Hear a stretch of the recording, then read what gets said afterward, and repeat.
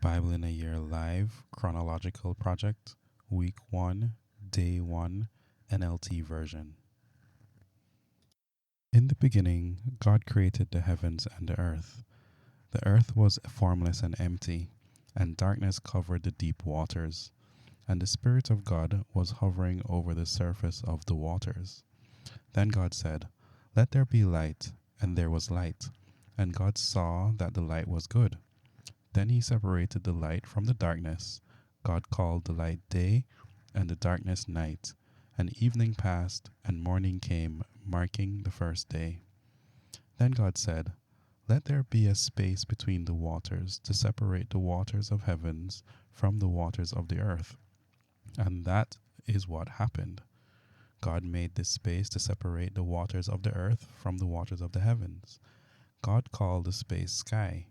And evening passed, and morning came, marking the second day. Then God said, "Let the waters beneath the sky flow together into one place, so dry ground may appear." And that is what happened. God called the dry ground land, and the waters seas, and God saw that it was good. Then God said, "Let the land sprout with vegetation, every sort of seed-bearing plant, and trees that grow seed-bearing fruit. These seeds will then produce the kinds of plants and trees from which they came." And that is what happened. The land produced vegetation, all sorts of seed-bearing plants, and trees with seed-bearing fruit. Their seeds produced plants and trees of the same kind, and God saw that it was good. And evening passed, and morning came, marking the third day. Then God said, "Let lights appear in the sky to separate the day from the night. Let them be signs to mark the seasons, days, and years. Let these lights in the sky shine down on the earth." And that is what happened. God made two great lights, the larger one to govern the day, and the smaller one to govern the night. He also made the stars. God set these lights in the sky to light the earth, to govern the day and night, and to separate the light from the darkness. And God saw that it was good. And evening passed, and morning came, marking the fourth day. Then God said, "Let the waters swarm with fish and other life. Let the skies be filled with birds of every kind."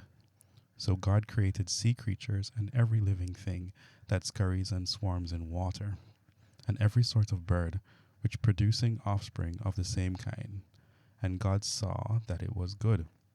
Then God blessed them, saying, "Be fruitful and multiply. Let the fish fill the seas, and let the birds multiply on the earth." And evening passed, and morning came, marking the fifth day. Then God said, "Let the earth produce every sort of animal, each producing offspring of the same kind, livestock, small animals that scurry along the ground, and wild animals." And that is what happened. God made all sorts of wild animals, livestock, and small animals, each able to produce offspring of the same kind. And God saw that it was good. Then God said, "Let us make human beings in our image, to be like us. They will reign over the fish in the sea, the birds in the sky, the livestock, all the wild animals on the earth, and the small animals that scurry along the ground." So God created human beings in his own image. In the image of God he created them, male and female he created them. Then God blessed them and said, "Be fruitful and multiply. Fill the earth and govern it. Reign over the fish in the sea, the birds in the sky, and all the animals that scurry along the ground." Then God said, "Look, I have given you every seed-bearing plant throughout the earth, and all the fruit trees for your food. And I have given every green plant as food for all the wild animals, the birds in the sky, and the small animals that scurry along the ground, everything that has life." And that is what happened. Then God looked over all he had made, and he saw that it was very good. And evening passed, and morning came, marking the sixth day. So the creation of the heavens and the earth and everything in them was completed. On the seventh day, God had finished his work of creation. So he rested from all his work, and God blessed the seventh day and declared it holy, because it was a day when he rested from all his work of creation. This is the account of the creation of the heavens and the earth. When the Lord God made the earth and the heavens, neither wild plants nor grains were growing on the earth, for the Lord God had not yet sent rain to water the earth, and there were no people to cultivate the soil. Instead, springs came up from the ground and watered all the land. Then the Lord God formed the man from the dust of the ground. He breathed the breath of life into the man's nostrils, and the man became a living person. Then the Lord God planted a garden in Eden in the east, and there he placed the man he had made. Then the Lord God made all sorts of trees grow up from the ground, trees that were beautiful and that produced delicious fruit. In the middle of the garden, he placed the tree of life and the tree of the knowledge of good and evil. A river flowed from the land of Eden, watering the garden and then dividing into 4 branches. The first branch, called the Pishon, flowed around the entire land of Havilah, where gold is found. The gold of that land is exceptionally pure. Aromatic resin and onyx stone are also found there. The second branch, called the Gihon, flowed around the entire land of Cush. The third branch, called the Tigris, flowed east of the land of Ashur. The fourth branch is called the Euphrates. The Lord God placed the man in the Garden of Eden to tend and watch over it. But the Lord God warned him, "You may freely eat the fruit of every tree in the garden, except the tree of the knowledge of good and evil. If you eat its fruit, you are sure to die." Then the Lord God said, "It is not good for man to be alone. I will make a helper who is just right for him." So the Lord God formed from the ground all the wild animals and all the birds of the sky. He brought them to the man to see what he would call them, and the man chose a name for each one. He gave names to all the livestock, all the birds of the sky, and all the wild animals. But still there was no helper just right for him. So the Lord God caused the man to fall into a deep sleep. While the man slept, the Lord God took out one of the man's ribs and closed up the opening. Then the Lord God made a woman from the rib, and he brought her to the man.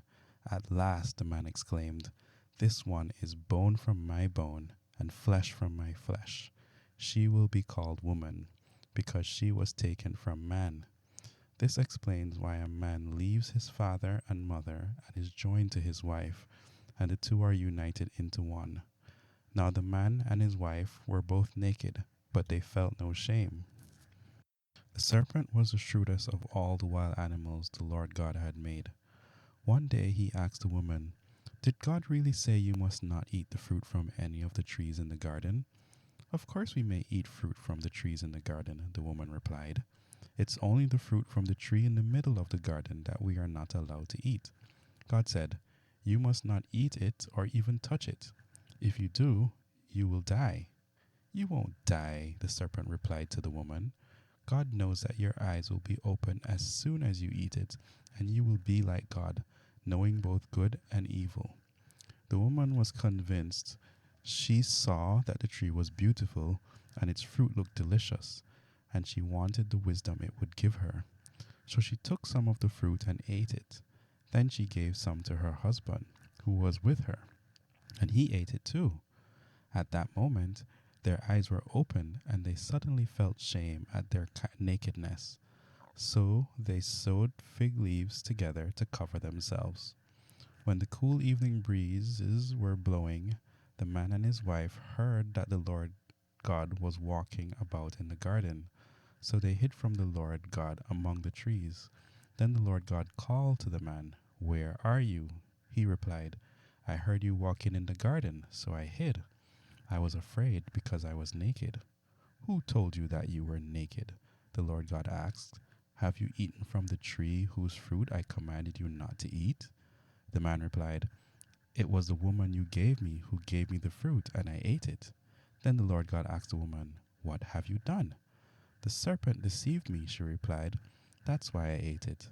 Then the Lord God said to the serpent, Because you have done this, you are cursed more than all animals, domestic and wild. You will crawl on your belly, groveling in the dust as long as you live. And I will cause hostility between you and the woman, and between your offspring and her offspring.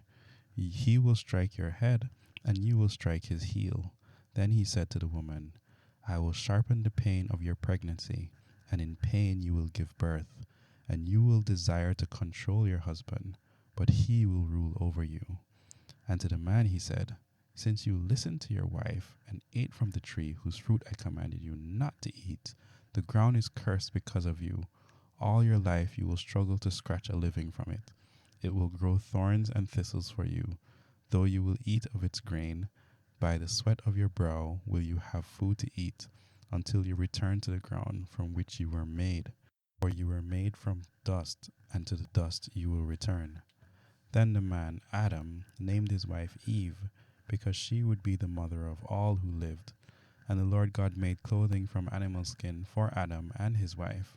Then the Lord God said, Look, the human beings have become like us, knowing both good and evil. What if they reach out, take fruit from the tree of life, and eat it? Then they will live forever. So the Lord God banished them from the Garden of Eden, and he sent Adam to cultivate the ground from which he had been made. After sending them out, the Lord God stationed mighty cherubim to the east of the Garden of Eden, and he placed a flaming sword that flashed back and forth to guard the way to the tree of life.